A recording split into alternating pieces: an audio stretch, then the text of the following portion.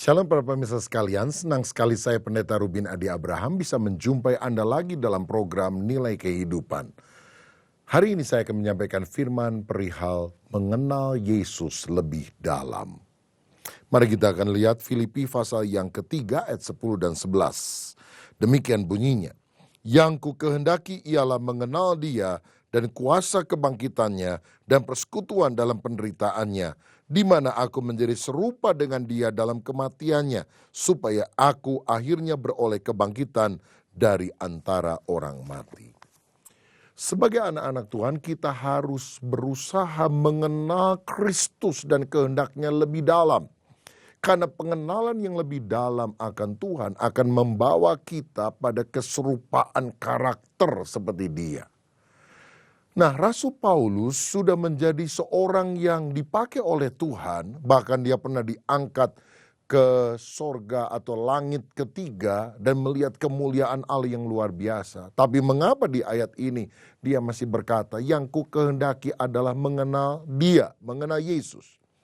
Apakah dia orang yang belum kenal Tuhan? Tentu sudah. Ini bukan bicara soal pengenalan dari orang kafir menjadi orang yang percaya. Tetapi pengenalan yang makin dalam, pengenalan yang makin meningkat. Seperti orang yang baru menikah 1 bulan, 1 tahun, atau 30 tahun. Tentu tingkatan pengenalannya berbeda satu dengan yang lain. Padahal sebutan mereka adalah suami dan istri.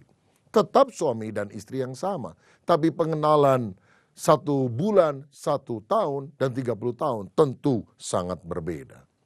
Nah, kata mengenal yang dipakai di dalam ayat ini berasal dari kata Yunani ginosko. Dan itu adalah lebih daripada pengetahuan akaliah. Ini bicara tentang pengalaman pribadi yang membuat kita mengenal secara intim, mengenal lebih dekat. Kata ini punya padanan di dalam bahasa Ibrani, yaitu yada. Kejadian 4 ayat 1 misalnya dikatakan, Adam mengenal Hawa, istrinya, lalu melahirkan anaknya Kain. Nah, kata mengenal diterjemahkan juga dengan bersetubuh. Karena yada itu artinya pengenalan yang sangat intim antara seorang pria dan seorang wanita dalam sebuah pernikahan yang bisa membuahkan anak. Tuhan juga ingin agar kita secara spiritual mengenal Dia secara pribadi. Seperti seorang istri mengenal suaminya, seperti seorang suami mengenal istrinya. Nah, di dalam Wahyu pasal yang pertama ayat yang ke-8 dikatakan demikian, Wahyu 1 ayat yang ke-8, Aku adalah Alfa dan Omega, firman Tuhan Allah yang ada dan yang sudah ada dan yang akan datang, yang maha kuasa. Di dalam ayat ini, Rasul Yohanes menyebutkan tentang pribadi Kristus di dalam 3 sebutan yang berbeda. Yang pertama, yang ada, who is. Yang kedua, yang sudah ada, who was. Dan yang ketiga, yang akan datang, who is to come. Dan ini menunjukkan 3 gambaran tentang Yesus yang dilihat oleh Yohanes. Kita tahu Yohanes adalah murid yang kekasih, yang mengenal Kristus lebih dekat dibandingkan dengan murid-murid yang lain. Karena dia banyak bersekutu dengan Tuhan Yesus dan duduk di samping Yesus, bahkan dia yang berani menyandarkan kepalanya pada dada Yesus. Dia bicara tentang Yesus yang sudah ada, yang ada sekarang, dan yang akan datang. Kalau kita baca pada ayat 12 dan 13 dari Wahyu pasal yang pertama, kita akan melihat bahwa inilah Yesus yang kita kenal pada masa kini. Demikian firman Tuhan. Lalu aku berpaling untuk melihat suara yang berbicara kepadaku, dan setelah aku berpaling, tampaklah kepadaku 7 kaki dian dari emas. Dan di tengah-tengah kaki dian itu ada seorang serupa anak manusia berpakaian jubah yang panjangnya sampai di kaki dan dadanya berlilit ikat pinggang dari emas. Gambaran yang dilihat oleh Yohanes pada ayat ini adalah Yesus sebagai imam besar yang mengenakan jubah keimamatan yang luar biasa. Dan ini menunjukkan pelayanan yang dilakukan Yesus kini. Bagi kita orang percaya, dia menjadi imam besar yang menjadi pengantara antara kita dengan Bapa Surgawi. Dia yang memanjatkan doa-doa.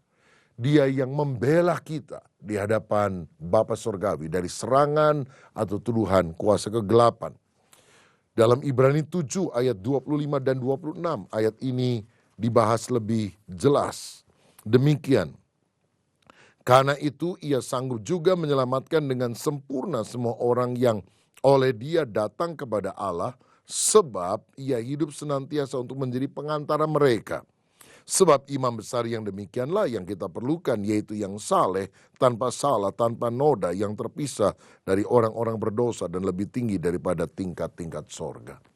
Bukankah kita sudah diselamatkan oleh Tuhan Yesus Kristus?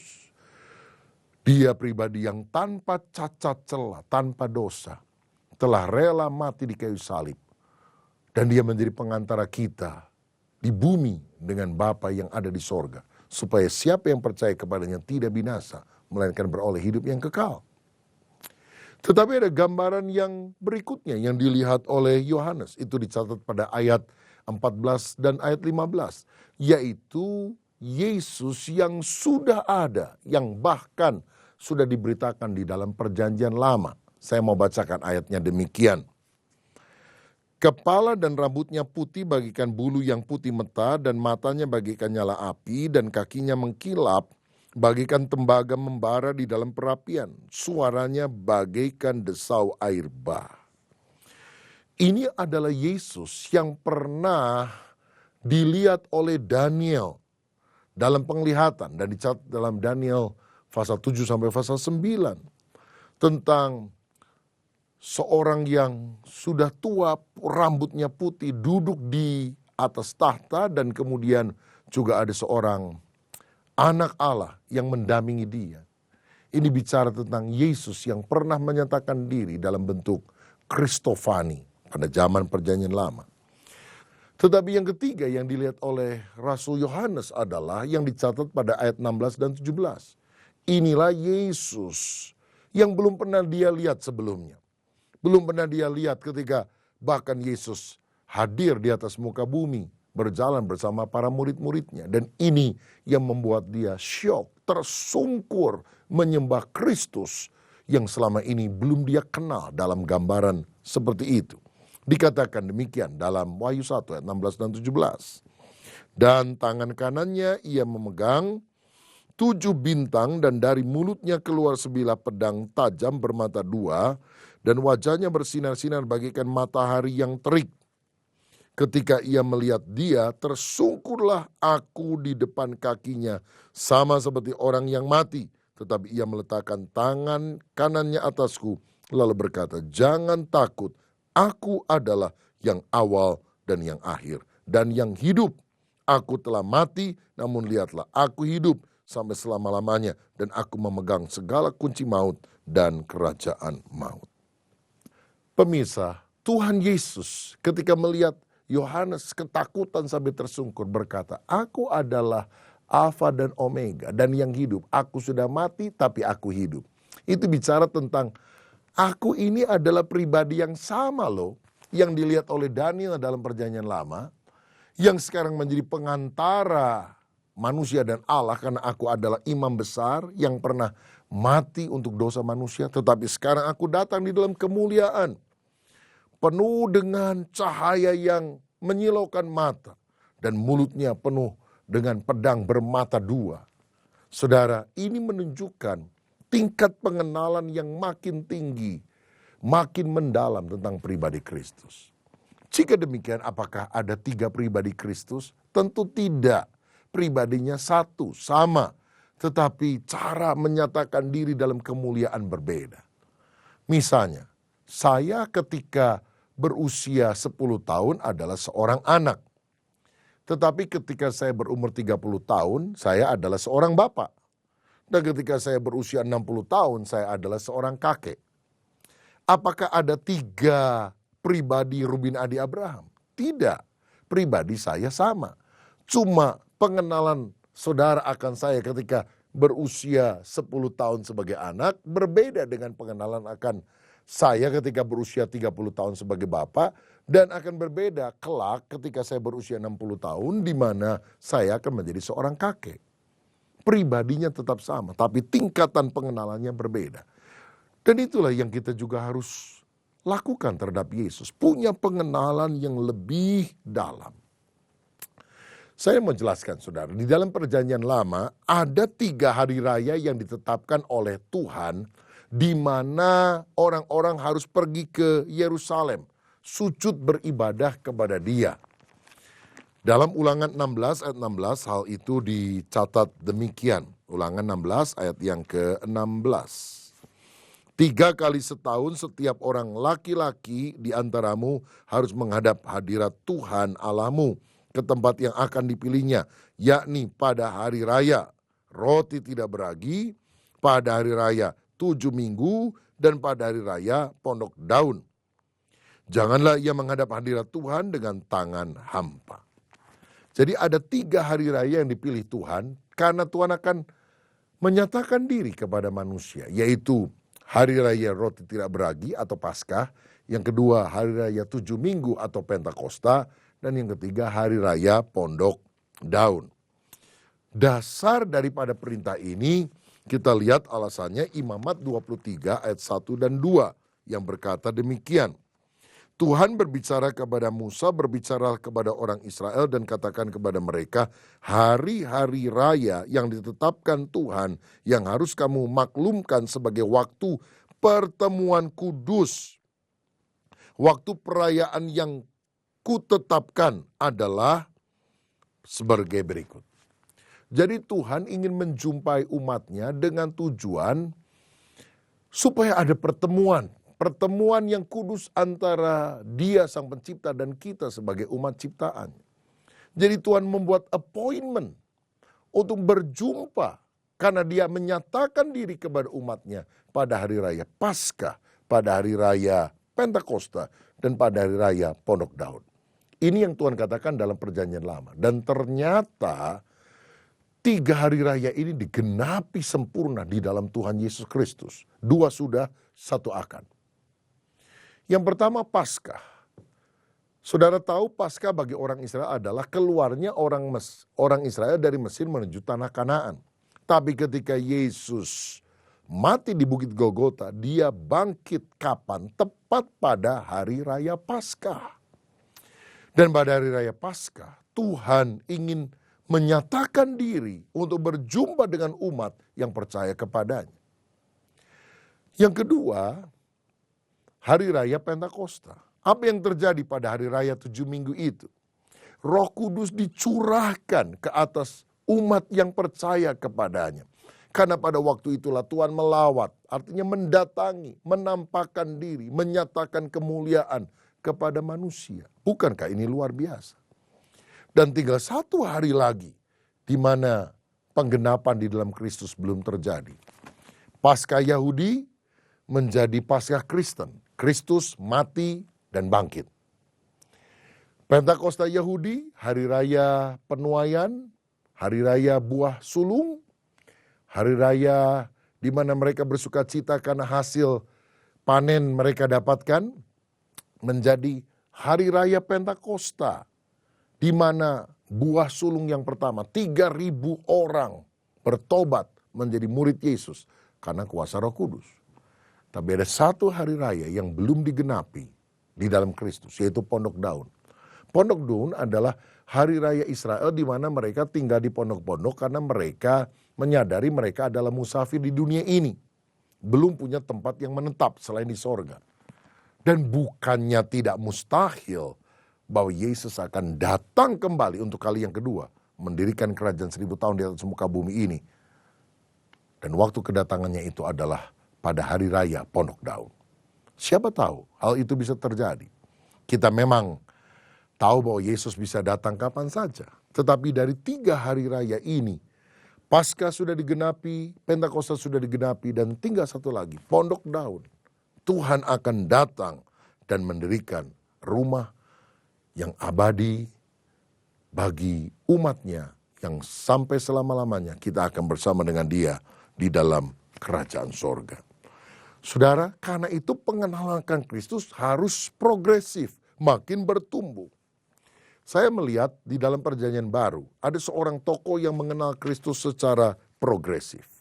Nama orang ini adalah Yohanes Pembaptis. Dan kalau saudara perhatikan, Yohanes Pembaptis ini adalah orang yang memperkenalkan Yesus kepada halayak ramai, kepada umum. Dan ternyata waktu dia memperkenalkan dalam 3 gambaran yang berbeda. Tergantung dari tingkat pengenalan Yohanes Pembaptis kepada Kristus yang kita juga harus miliki. Yang pertama, Yohanes 1 ayat 29 berkata demikian. Pada keesokan harinya Yohanes melihat Yesus datang kepadanya dan ia berkata, lihatlah anak domba Allah yang menghapus dosa dunia.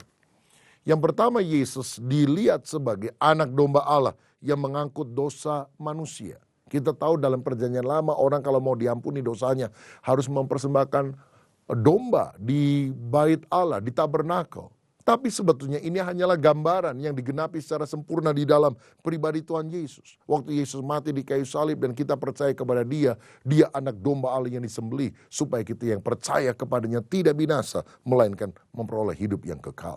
Jadi kita harus mengenal Yesus sebagai penebus dosa kita. Kita harus bertobat, harus sungguh-sungguh percaya kepada Dia. Tetapi gambaran kedua itu dinyatakan di dalam ayat 32 dan 34. Dari Yohanes 1 tadi dikatakan, dan Yohanes memberi kesaksian katanya, aku telah melihat roh turun dari langit seperti merpati dan ia tinggal di atasnya. Dan aku pun tidak mengenalnya, tetapi Dia yang mengutus aku untuk membaptis dengan air telah berfirman kepadaku, jika seorang melihat roh itu turun ke atas seseorang dan tinggal di atasnya, Dialah itu yang akan membaptis dengan Roh Kudus. Dan aku telah melihatnya dan memberi kesaksian, ia inilah anak Allah. Yang pertama, Yesus dikenal sebagai anak domba yang mengangkut dosa isi dunia. Dia adalah penebus dosa kita. Yesus artinya juru selamat. Dia telah menyelamatkan kita dari hukuman dosa. Tetapi yang kedua, kita harus mengenal Yesus sebagai anak Allah yang membaptis kita dengan Roh Kudus. Dan dengan Roh Kudus itulah kita akan memperoleh kuasa untuk menjadi saksi. Bukankah Kisah 1 ayat 8 mengatakan itu? Tetapi kamu akan menerima kuasa kalau Roh Kudus turun ke atas kamu. Dan kamu akan menjadi saksiku di Yerusalem, di Yudea dan Samaria dan sampai ke ujung bumi. Yesus sebagai anak domba digenapi pada hari raya Paskah. Tetapi Yesus sebagai pembaptis dengan Roh Kudus digenapi pada hari raya Pentakosta. Di mana orang penuh Roh Kudus. Dan juga menjadi saksi Kristus yang berani. Tetapi ada gambaran ketiga yang akan digenapkan kemudian. Lihat Yohanes 3 ayat 29. Ini pengenalan yang berikutnya yang lebih dalam tentang siapa pribadi Yesus. Yang empunya mempelai perempuan ialah mempelai laki-laki. Tetapi sahabat mempelai laki-laki yang berdiri dekat dia dan yang mendengarkannya sangat bersukacita mendengar suara mempelai laki-laki itu. Inilah sukacitaku dan sekarang sukacitaku itu penuh. Pemirsa sekalian, pengenalan Yesus tahap ketiga ini menunjukkan Yesus bukan hanya penembus dosa yang digenapi pada hari Paskah, bukan hanya sebagai pembaptis dengan Roh, tapi yang sudah digenapi pada hari Pentakosta, tetapi Dia adalah mempelai pria, dan inilah Yesus yang akan datang, who is to come. Dia akan datang sebagai mempelai pria pada hari raya Pondok Daun. Jadi kalau kita bisa simpulkan 3 kali penyataan kehadiran Allah ini, kita lihat yang saya simpulkan di dalam khotbah hari ini. Pertama, Allah menyatakan diri dalam perjanjian lama pada hari raya Paskah, kedua Pentakosta, ketiga Pondok Daun. Dalam perjanjian baru, Yohanes memperkenalkan Yesus sebagai anak domba yang telah mati dan bangkit pada hari Paskah. Yang kedua sebagai anak Allah yang membaptis kita dengan Roh Kudus, dan ini digenapi pada hari Pentakosta, sudah. Dan yang belum, yang akan datang, Kristus akan datang sebagai mempelai. Inilah yang tadi dikatakan dalam kitab Wahyu, Yesus yang dulu Yesus yang kini, dan Yesus yang akan datang. Pemirsa, kalau kita ingin mengalami pertumbuhan rohani yang lebih pesat, kita harus mempersiapkan diri untuk menyambut Yesus sebagai mempelai pria yang akan datang. Orang yang mengenal Yesus sebagai mempelai pria itu akan lebih intim doanya dibandingkan dengan pengenalan akan Yesus sebagai penebus dosa dan sebagai pembaptis dengan Roh Kudus. Kalau saudara minta ampun dosa, kita bisa nangis-nangis, tapi sebentar doanya. Begitu amin, dosanya diampuni, puji Tuhan, selesai. Tapi yang kedua, kita akan lebih lama doanya ketika kita minta diurapi dengan Roh Kudus. Tuhan, urapi aku dengan Roh Kudus. Tetapi ketika pelayanan kita lakukan dan urapan Allah terjadi, kita berkata, Tuhan terima kasih. Namun yang ketiga, kalau mempelai itu hubungannya sudah lebih dekat lagi. Sebab kita datang kepada dia bukan untuk minta ampun dosa, bukan untuk minta kuasa untuk melayani orang lain. Tapi kita ingin nyembah Tuhan, menjalani keintiman dengan dia. Itu sebabnya mari kita jalani keintiman lebih dekat lagi. Apa yang Tuhan tidak suka ketika dia datang untuk kali kedua? Ketika kita meninggalkan kasih yang mula-mula. Karena mempelai wanita harus punya kasih yang mula-mula, keintiman dengan Kristus. Tetapi yang kedua, sebagai mempelai selain keintiman, kekudusan itu yang kita harus miliki. Wahyu pasal 19 ayat 7 sampai 9 mencatat hal itu. Wahyu 19 ayat 7, marilah kita bersuka cita dan bersorak-sorai dan memuliakan dia, karena hari perkawinan anak domba telah tiba dan pengantinnya telah siap sedia. Dan kepadanya dikaruniakan supaya memakai kain lenan halus yang berkilau-kilauan dan yang putih bersih. Lenan halus itu ialah perbuatan-perbuatan yang benar dari orang-orang kudus. Pemirsa sekalian, saya pernah mendengar kesaksian tentang sebuah mimpi yang dilihat oleh Suzette Hetting, seorang penginjil yang berasal dari Jerman yang memberkati banyak tempat. Satu kali dia bermimpi melihat pesta kawin anak domba itu sudah digelar dan Yesus sudah berdiri di pelaminan menantikan mempelai wanita, yaitu gereja, orang yang percaya. Dalam mimpi itu dia melihat dirinya sebagai representatif daripada mempelai wanita. Dia bergegas-gegas pergi ke sana. Tetapi dia perhatikan ada orang-orang yang banyak yang mau datang ke pesta itu ditolak. Kenapa? Karena ternyata mereka tidak mengenakan pakaian pesta yang terbuat dari kain lenan yang halus. Artinya tidak hidup di dalam kekudusan. Itu ditolak. Dan hanya yang memakai kain lenan halus yang boleh masuk. Dan ketika dia masuk di dalam pesta tersebut, berjumpa dengan sang mempelai pria, dia melihat bahwa mempelai pria sangat mengasihi dia. Tetapi Suzette cerita, dia kok rasanya, saya cinta Tuhan, tapi tidak berkobar-kobar, tidak sedang kasmaran, tidak sedang falling in love. Dan itu yang membuat hatinya sedih. Kenapa hati saya tidak bergelora dengan cinta mula-mula? Dan Tuhan memberikan dua pesan ini. Aku akan datang segera, tapi aku ingin menjumpai mempelai wanitaku. Yang pertama, dia sedang berkobar-kobar, sedang falling in love terhadap aku. Sebab orang yang hatinya tidak berkobar-kobar, itu tidak menyukakan Tuhan. Dan Tuhan bilang, banyak orang yang sekarang lebih mencintai kegiatan, termasuk kegiatan pelayanan, daripada pribadiku sendiri. Dan itu yang memedihkan hati. Bahwa yang Tuhan cari adalah keintiman, kasih yang mula-mula yang membara. Dan yang seringkali tidak dia jumpai. Dan yang kedua, hanya orang yang mengenakan jubah putih dari kain lenan halus. Orang yang hidup di dalam kekudusan yang boleh masuk dalam pesta kawin ini. Saudara, kedatangan Tuhan sudah sangat singkat. Mintalah kepada Tuhan supaya dia menyucikan hati kita, pikiran kita, hidup kita. Supaya kita tidak ditolak dengan kalimat, enyahlah engkau, aku tidak mengenal engkau, hai engkau pembuat kejahatan. Tetapi marilah kita sungguh bertobat kepada Tuhan dan memberikan hati ini sepenuhnya kepada dia. Supaya menyala-nyala dengan api cinta, ada kekudusan dan keintiman. Sehingga pada waktu Tuhan Yesus datang, kita sungguh-sungguh mengenal dia sebagai mempelai pria, kekasih hati kita yang sangat luar biasa. Pemirsa, kenalah Yesus lebih dalam. Bukan hanya sebagai penembus dosa. Bukan hanya sebagai pembaptis dengan roh, tetapi sebagai mempelai pria, di mana kita harus intim dan hidup di dalam kekudusan senantiasa. Tuhan Yesus memberkati kita. Amin.